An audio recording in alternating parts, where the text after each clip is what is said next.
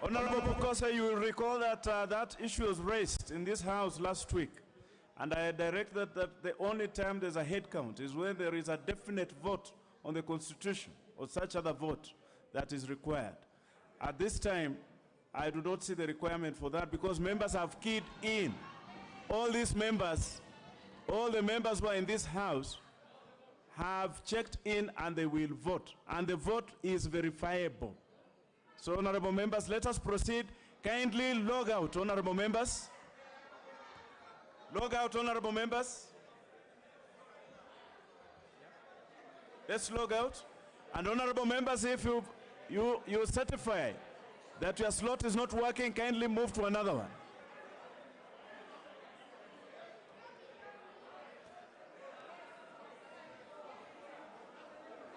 This is a local session. Yes. The Honorable Gure Mohammed Garissa, Member Nzengu Musimi, members log out. The Honorable Lemain, the Honorable Okelo Odoyo, member for Nyando, the Honorable Kiaraho log out. The Honorable Limo Joseph, member for Kipkelio, Liza Chepkorir, member for Nakuru, log out. Nyaga Mushiri, Honorable member for Manyata, log out. Liza Chepkorir, you have returned your card, log out. Gure Mohammed, member for Garissa, kindly log out. The Honorable Gure, kindly log out. Very well. Honorable members, now we have all logged out. Honorable members, now listen to my directions. Listen to my directions. Retain your voting point. Now, honorable members, log in, key in your PIN, press the mic button once.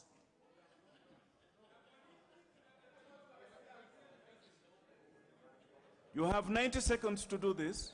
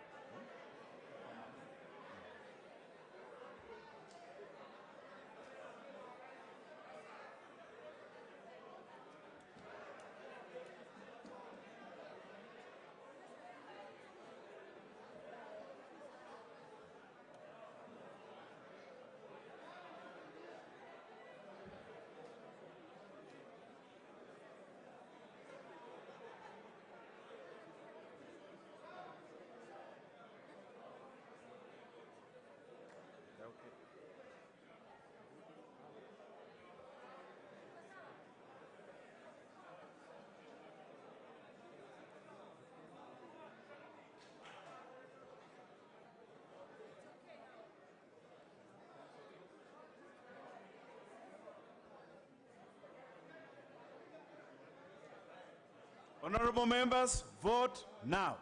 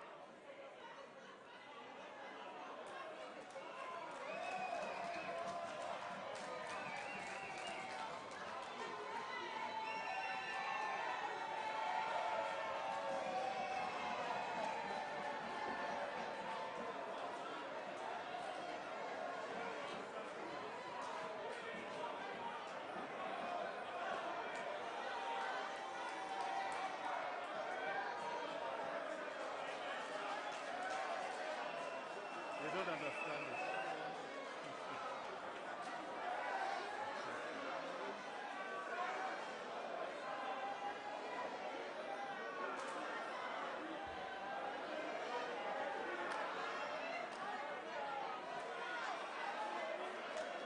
After this, we move to close 10.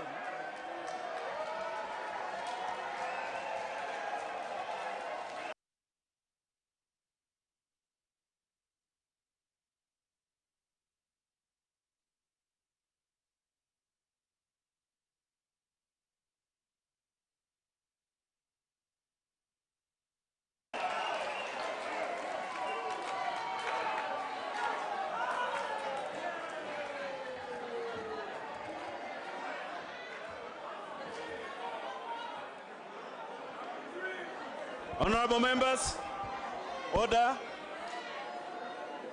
Honorable members, the result is that the ayes 154, the noes 132. The ayes have it.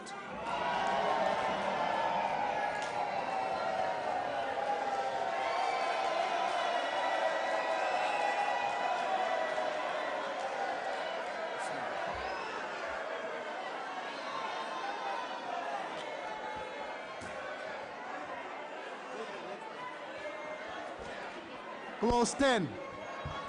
I propose the question that clause 10 be part of the bill. Honorable members,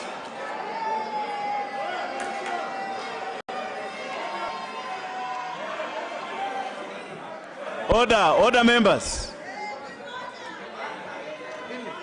I direct that the bar be drawn and the doors be open.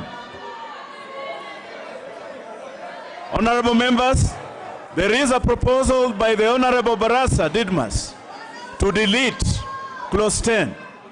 If the proposal by the Honorable Barasa, there are also other amendments, proposed amendments by the Honorable Dido Raso and the Honorable Aden Duale and the Honorable Kimani Ichung'wah.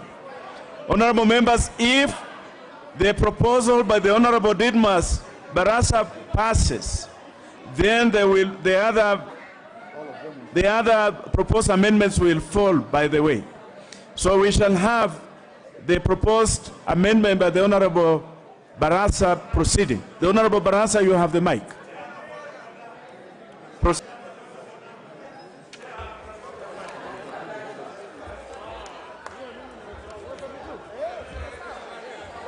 The Honorable Barasa, just hold on. The Honorable Cameron, what is out of order?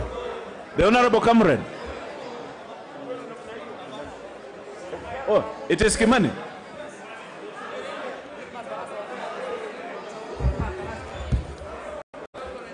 Who has a point of order? Is it the Honorable Kimani or the Honorable Ichung'wah? Proceed with the point of order. Thank you, Honorable Chair. It's only that I shouted and you gave to Honorable Cameron. Maybe you heard the voice coming from me. Honorable Chair, first let me take this opportunity to thank you, Chair, for the very good guidance that you are affording to us as we vote. And indeed, Honorable Chair, as I mentioned, if we are that orderly and there is proper guidance like that, we can listen to each other, we can persuade each other and legislate without politics. Honorable Chair, you have guided, if the Honorable Didmas Barasa's amendment passes, that proposed amendment by Honorable Duale and myself will fall. Honorable Chair, I am seeking your guidance because in view of the ruling this morning by the substantive Speaker, Honorable J.B. Muturi, and in view of what happened last week, we want your guidance in case that by the Honorable Didmas Barasa falls. At what point does the Honorable Duale and the Honorable Kimani Ichung'wah move their amendments so that we do not go to the global question, Honorable Chair, because that is what happened.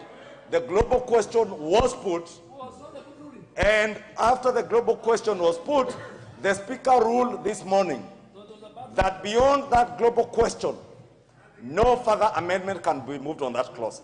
Therefore, Honorable Chair, I seek your guidance so that we are properly guided if in case that by the Honorable Didmas Barasa falls.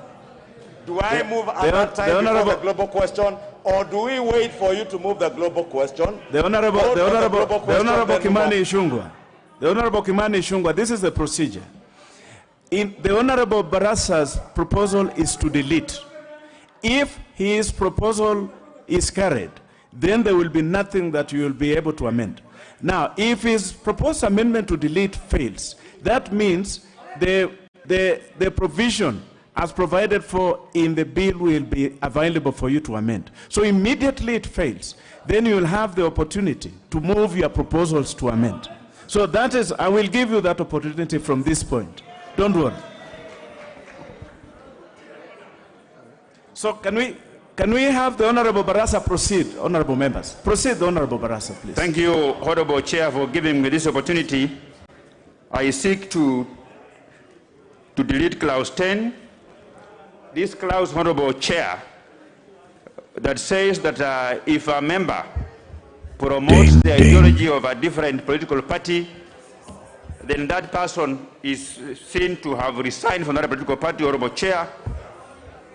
Chair, we need to be very careful because this clause runs the danger of being misused. I say so because, Honorable Chair, we have a pre- and post-coalition agreements. Like today, this party called UDA has a coalition agreement with the Jubilee. So when members of this party promote the ideals of UDA, they are within the confines of the coalition. They are simply supporting a party that is within the coalition of the political party, Honorable Chair. So we should not give an opportunity for anybody to misuse this clause and begin to chase members from their party, Honorable Speaker. Honorable Chair, if we want to build a democracy in this country, we must strengthen political parties, and we must also strengthen the freedom of association, that people can join parties of their choice. So I seek to delete this section that is a bit punitive, that will give room for misuse. And I want to ask members from this other side of the House to support this amendment, because we are making these laws for posterity, not for any particular individual, because tomorrow you will be in a coalition. You will be championing the interest of a sister party within a coalition. And that party, if the chair or the party leader of that party is a dictator, you will be thrown out. So, Honorable Chair, with these very few remarks, I move. Honorable Member, that clause 10 be deleted as proposed by the Honorable Didmas. I'll give the first opportunity to the Honorable Wandai. Mr. Chair, that proposed amendment must be defeated. Once you choose to belong to a political party, you must make that choice on the basis of shared ideology, of subscribing to the ideology of that party. And if you have got no ideology to speak about, then you don't bring your inadequacies to this House legislate. Mr. Chair, by merely belonging to a coalition, that does not make a party whose philosophy, whose ideals you fully subscribe to. I reject. The Honorable Nakule Udoe, member for Turkana North.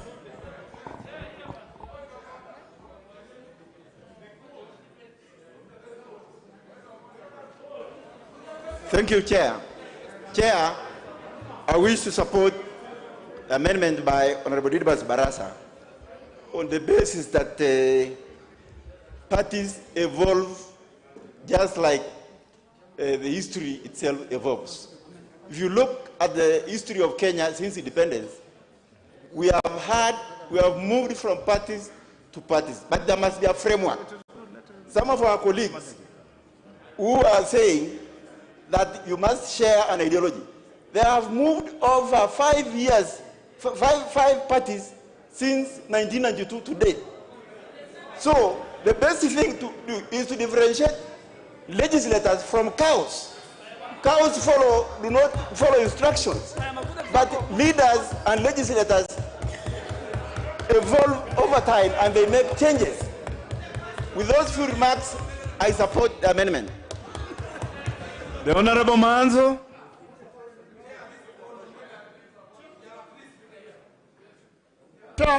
So thank you, Chair. Chair, first of all, this is in the Constitution, and secondly, it's already in the existing law of the political parties. So you cannot delete it absolutely. What we are trying to do now is to improve it and make it better so that parties can have discipline. I thank you, Chair. I say that we cannot support that. I oppose. Honorable members, allow me to now put the question that clause 10 be deleted as proposed by the Honorable Barasa. Will as many as of that opinion say aye? Aye. Will as many as of a contrary opinion say nay? The nays have it. You have the numbers, we shall move to division. I direct that the quorum bell be rung for 2 minutes.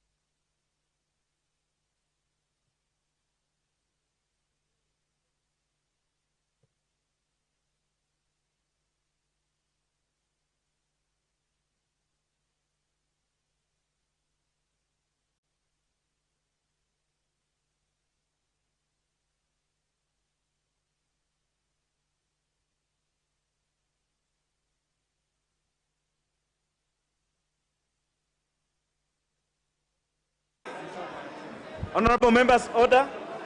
Order, members. The time for the quorum bell to ring has lapsed. I direct that the doors be closed and the bar be drawn. Mr. Speaker, sir, Mr. Chairman, there's something I want to bring to the attention of the House. Chairman, you have just ruled a few minutes ago. Honorable Chungu has come in with several bottles of water. We just menacingly looked at Honorable the people unit. I've seen Honorable Kekaria with another bottle of water. The member for another bottle of water. Mr. Speaker, this is going to put a challenge and a security risk. Ding. Can the sergeant at arms be more serious? Honorable members, Sergeant at Arms, kindly. Honorable members, you know what happened in this house. I wish we were all just a little more, and we would all enjoy this water. But we know what can happen. This is fairly emotive. The Speaker had ruled that you take the water from outside, from the points outside. I think that direction still stands. If you need water when the door is opened, you can go and take a bottle of water. For our safety, all of us. Honorable members, we are doing this because I just want to inform you. Last week, when there was exchange of water bottles across the floor, one of the members here was hit so hard. He actually almost had to be carried to hospital. The Honorable Amunyinyi, I'm really sorry if you are in the house. Honorable Amunyinyi was injured by a bottle of water. And it is terrible. Honorable members, these things happen. So let us follow the Speaker's directions. And now I direct honorable members that you withdraw your cards.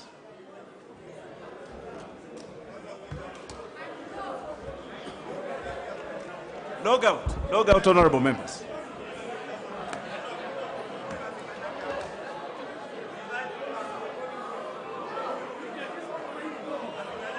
Yours is, yeah. Then yours.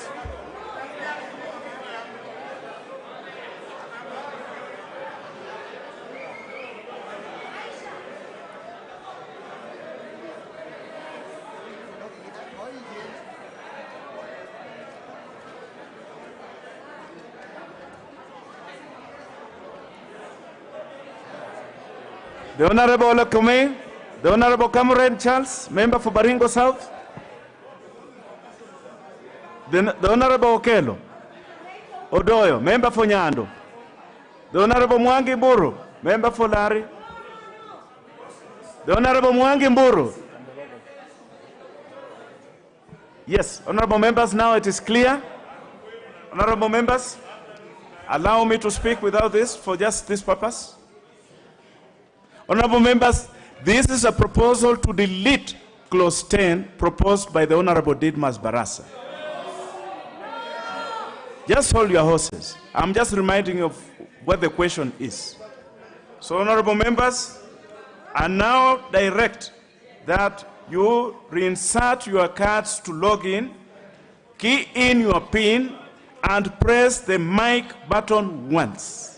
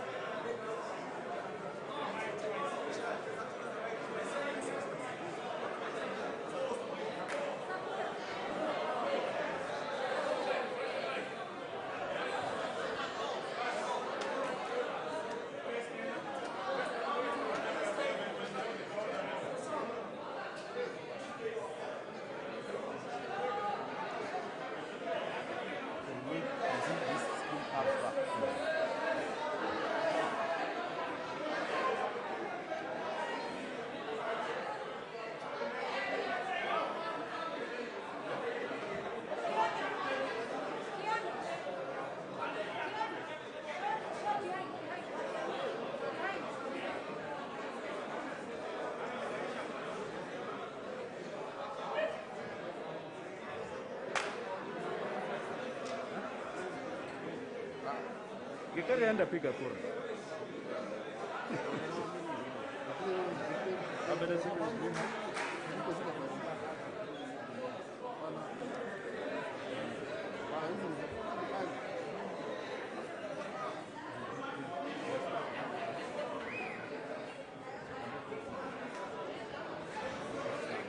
Honorable members, vote now.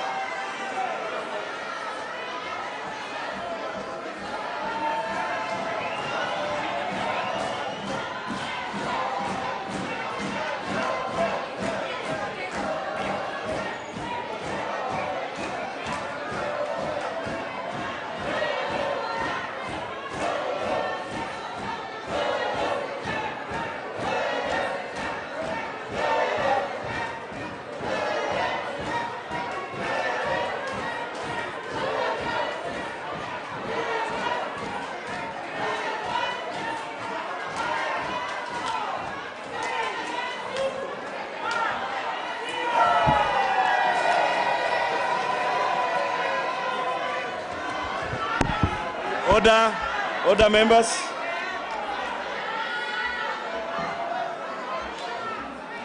This is the result, honorable members, that clause 10 be deleted as proposed by the Honorable Barasa. The ayes have 131 and the noes 163. The noes have it.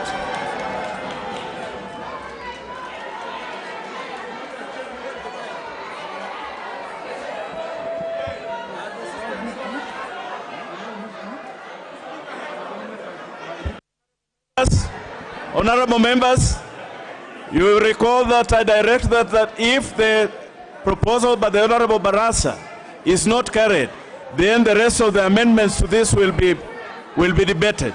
We shall now have the proposal by the Honorable Dido Raso.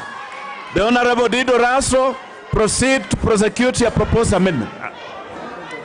Thank you. I direct that Honorable Chair. the doors be opened and the bar be drawn. The Honorable Dido Raso, proceed. Thank you, Honorable Chair. Honorable Chair, I beg to move my proposal. Order, members. Order, members. Order, members. Allow the Honorable Dido Raso to make his proposals. Proceed, the Honorable Dido Raso, member for Saku. Thank you, Honorable Chair. Honorable Chair, I think we are making a law, and it is necessary that we are heard in silence, and we need your protection.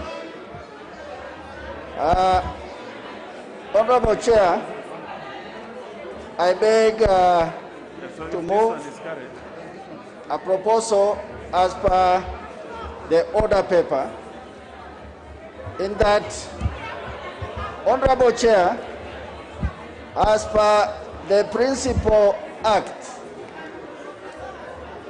and this is also very much in line with what Honorable Barasa had proposed, freedom of association, and parties should not curtail freedom of individuals to join any party of their choice in a democracy. Honorable Speaker, today we are witnessing a voting machine where instead of seriously debating and looking at issues. Honorable members, if you could lower your tone so that you could hear this important discussion that the Honorable member for Saku is making, it would be nice. Allow the member for Saku to be able to be heard in this house. Thank you, Honorable Chair. Honorable Chair, in the Principal Act, what we intend to challenge through this amended bill is Section 14, which is resignation from political parties. Honorable Chair, in the previous section, that was clause 9. In clause 9, what we had proposed, which was negative, and we had proposed to retain, was under what circumstances is a member considered to have left a political party. In this, it clearly says in the Principal Act, a person who, while being a member of a political party, forms another political party, joins in the formation of another political party, joins another political party, and in any way or manner publicly advocates for the formation of another political party or promotes the ideology, interest, or policies of another political party. Honorable Speaker, this particular section, we retained it under Article 14. And in this particular case, as per the proposal in the bill by the leader of majority, we have said this becomes a consequential clause as far as we are concerned, and that is why I am proposing this particular section to be deleted. Thank you, Honorable Chair. I propose the question that clause 10 be amended as proposed by the Honorable Member for Saku, the Honorable did. The first opportunity I will give to the Honorable Abdul Salam. Mr. Speaker, I rise to the idea of having a political parties. I identified 6 big sins that one can commit in his book. And one of the sins includes politics without principle. In the event we become nomads, moving from one place to another, then we have no ideologies to subscribe to. And in the event you have no ideologies to subscribe to, then you have no reasons to serve anybody in this country. Mr. Speaker, I think we must strengthen political parties by ensuring that ideologies within that political party is respected. That notwithstanding, you cannot subscribe to ideologies in different political parties. Once you form another political party, then you cease to be a member to the political party that you have been serving. Mr. Speaker, I oppose strongly. Very well. The Honorable Taya Marania, member for Kajiado. The Honorable Taya.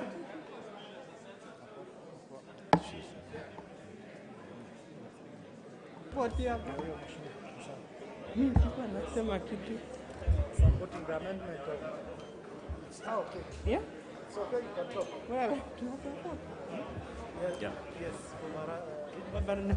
I'm supporting. Very well. The Honorable Dr. Otiende. Thank you, Mr. Speaker.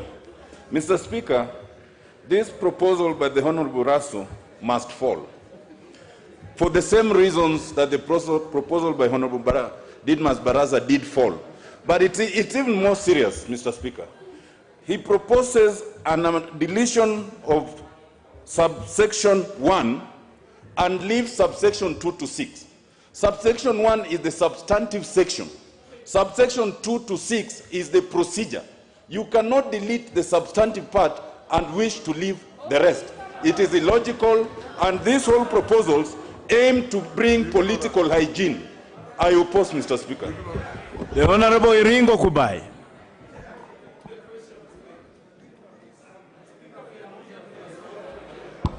Thank you, Chair. I stand to support the proposal.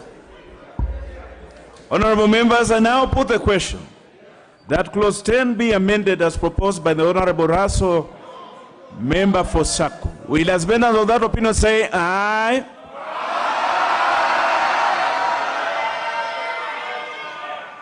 Will as members of a contrary opinion say nay? The days have it. You have the numbers, we shall move to division. I direct that the doors be closed and the bar be drawn. The division bell be rung for 2 minutes. The door remains open as the division bell is ringing.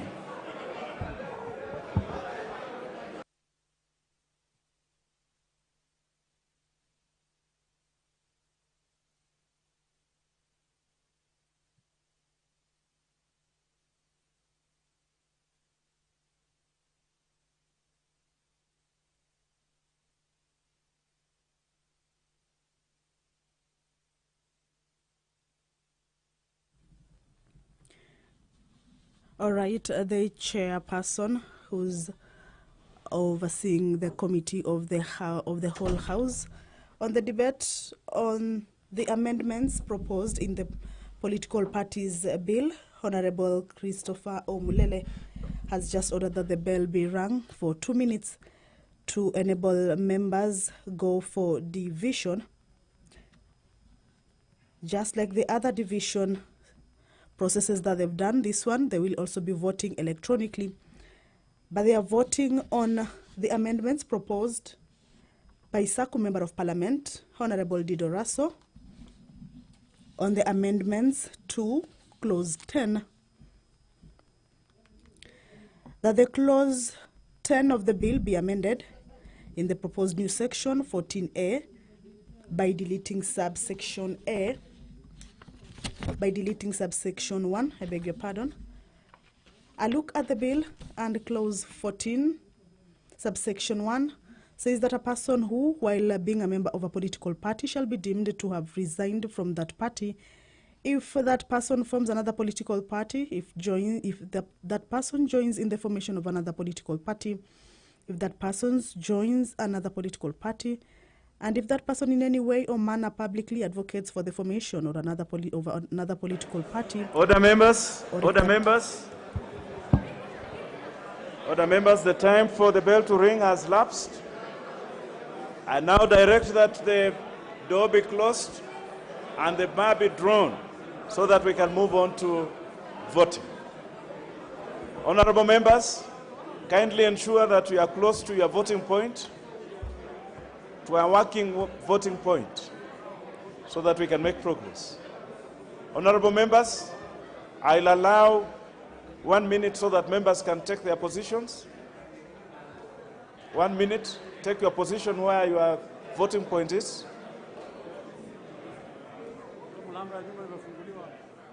The Honorable Gikaria, I'm sure you want to vote. Yes. Honorable members, you may withdraw your cards now.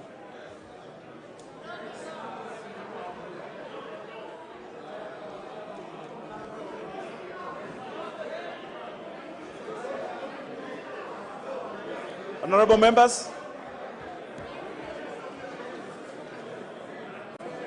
withdraw your cards. Withdraw your cards. The Honorable Barasa, withdraw your card.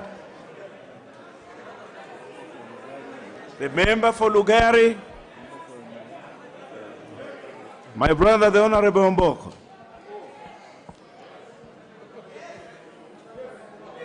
The Honorable Mishra. The Honorable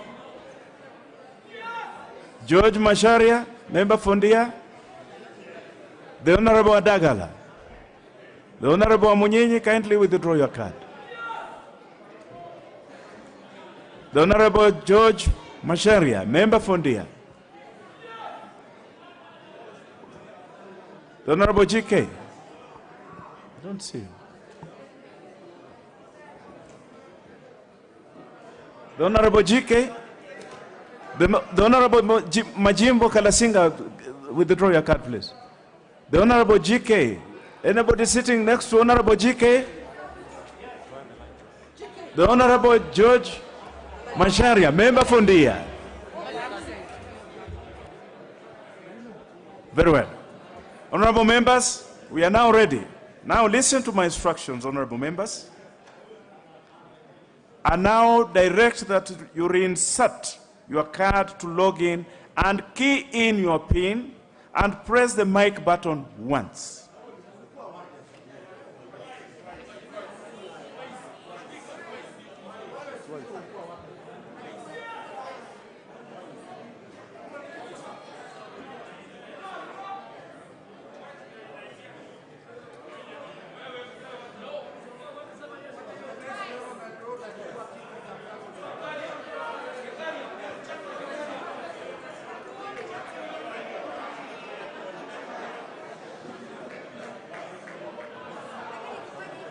Still have time.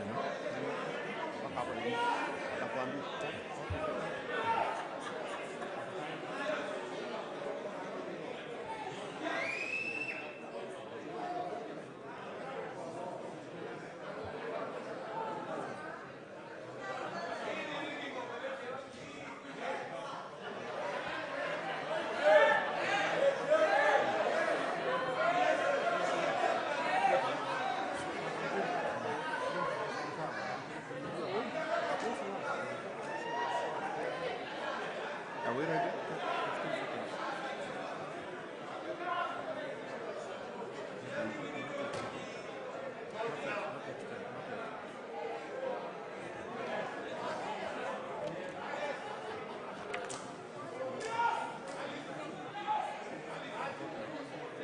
Honorable members, vote now.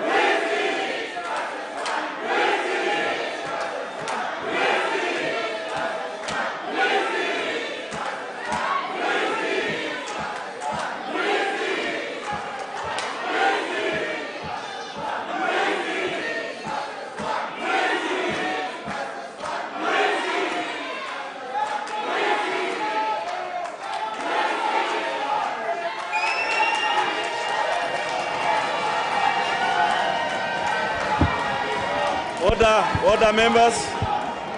Order members. On a division that clause 10 be amended as proposed by the Honorable Raso. The ayes are 130, the noes 163. The noes have it.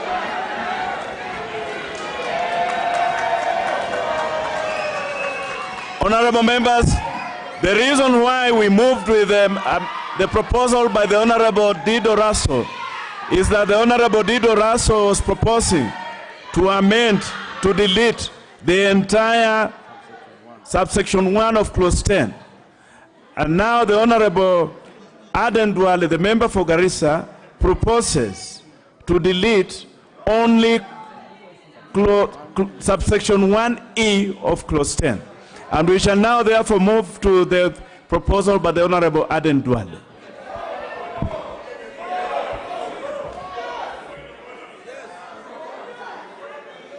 Honorable Chair, I beg to move that clause 10 of the bill be amended in the proposed new section 14A 1 by deleting paragraph E. Chair, and I want to take the House that clause 10 of the bill, and particularly, I direct that the doors be opened and the bar be drawn. The Honorable Member for the Honorable Nyamita, the Honorable Mark Nyamita, What is out of order? Just hold on, the Honorable Adendwan. Proceed. The Honorable Mark Nyamita. Mr. Speaker, thank you. Mr. Speaker, Mr. Chair, in fairness to all members who are in this House, this is a special sitting. Otherwise, members would be in the constituency doing what we do best, Mr. Chair. What is out of order, the Honorable Mark Nyamita? I just wanted to seek some clarification, Mr. Chair, that now that we are all in this House and we have sized each other, and that all the men and women have held their guinea and our hands are full, why don't we consolidate all the amendments proposed by the other side and we vote at once, Mr. Speaker, and we go? The Honorable Nyamita, return your seat. Proceed. The Honorable Aden Duale. And the Honorable Aden Duale, as you proceed, the Honorable Mutunga. The Honorable Mutunga also has a proposal on the same, which is on all fours with the one by the Honorable Duale. So the Honorable Mutunga, if the fate, whatever the fate that will befall the proposal by the Honorable Duale will be the same fate that will be facing your proposal, because they are the same on all fours. Proceed, the Honorable Duale. Honorable Chair, my advice to Honorable Nyamita is that he's 4 years here. He should just pick the standing order and read Standing Order 133 up to the end. Then he will understand why he's here 4 years.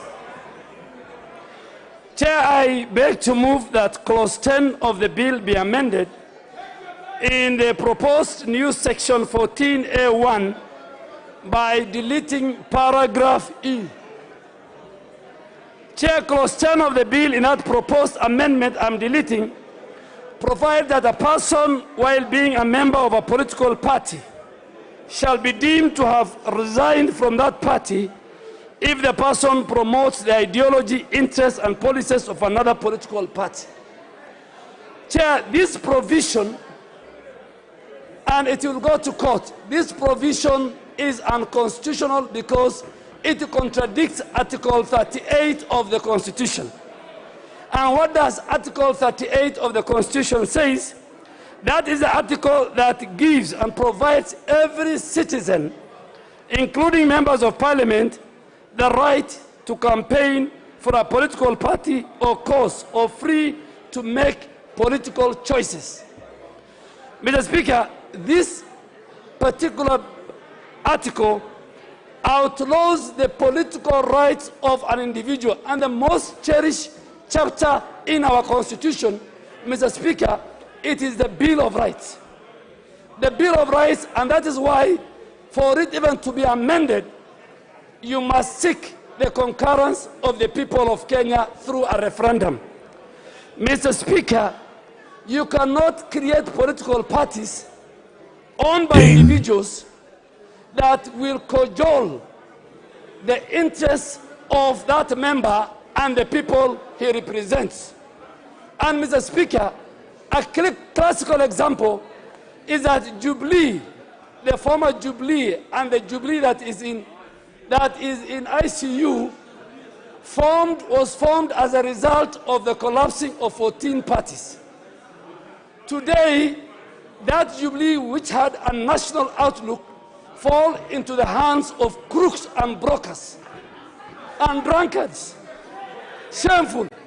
And the only job they are doing was to chase members, violating their rights under Article 38, Mr. Speaker. The Honorable Dwala, you will withdraw that part of crook and shenzi. Mr. Speaker, I withdraw. Very well. The bill outlaws the rights, and more so if enacted, Mr. Speaker. The Honorable, the member for Elders. Mr. Speaker, is it in order? Is it in order? No, it's not only withdrawing, so that we have civility in our political. Is it in order for the Honorable Duale? First, now that he has left Jubilee consciously, to talk about Jubilee instead of discussing in his house and dismissing everybody else who disagrees with him and says, is it in order, Mr. Speaker? The Honorable Member for Elders, I've already asked the Honorable Dwale to withdraw that part where he was referring to the party as. Proceed, the Honorable Dwale, to move your amendment. So Honorable Chair, you know, my good friend Honorable Kenan is a pastoralist, and we don't argue over carcasses. Jubilee is a carcass. So I don't want to argue about it. Honorable Chair, the intention.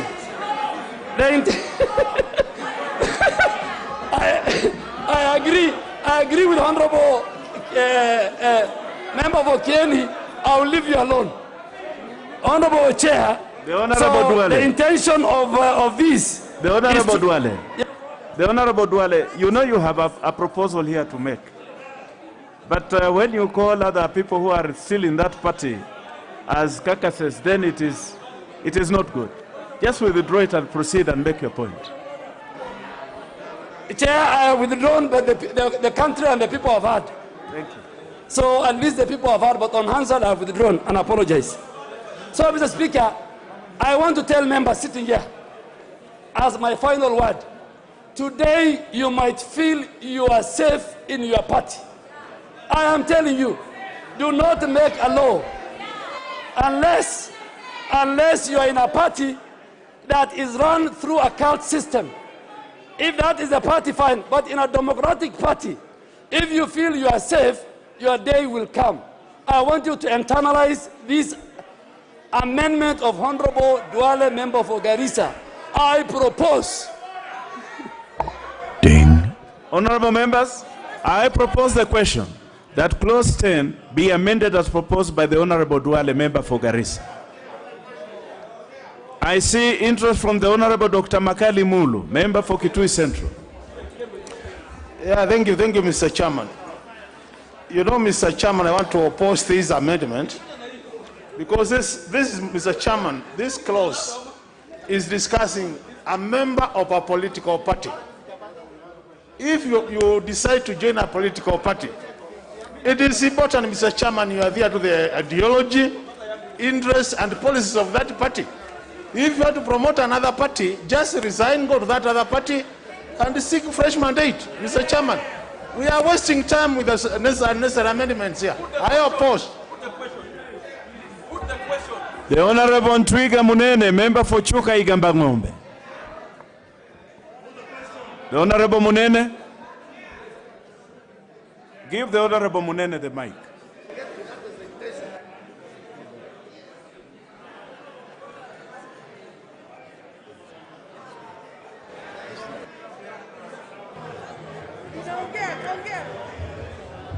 Thank you, Mr. Speaker. Mr. Speaker, as we sit in this house today, Mr. Speaker, at the legislature now we will put party dictatorship in the constitution of this country. I wish to tell those who are supporting this thing today that one day and very soon it will come to haunt them, and it will come to punish them, Mr. Speaker. Mr. Speaker, it's good as we debate as members of parliament that we realize that we are putting up laws for eternity. The Honorable Patrick, kindly just wear your Mr. Speaker, I just wanted to warn my colleagues that as they go on shouting here and voting on this thing, it will come to haunt them one day, Mr. Speaker. Honorable members, it is now, let me put the question that clause 10 be amended as proposed by the Honorable Duale. Will as many of that opinion say aye? Will as many of a contrary opinion say nay? The nays have it. You have the numbers. We shall proceed to division. I direct that the division bell be rung for the next 2 minutes.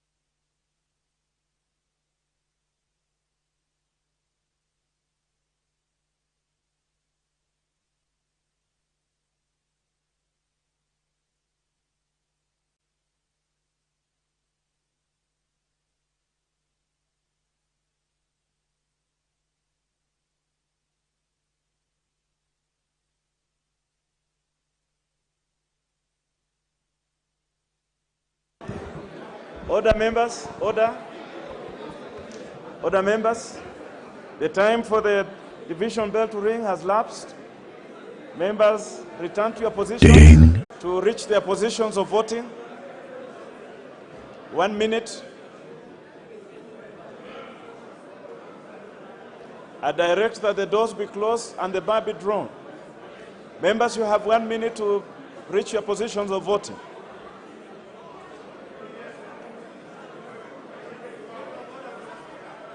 The Honorable have received your complaint, and I direct that members can remember to have your masks on as directed by the Speaker earlier on. The Honorable Tupo is complaining that the members in his vicinity are not keeping on their masks. The members around the Honorable Tupo.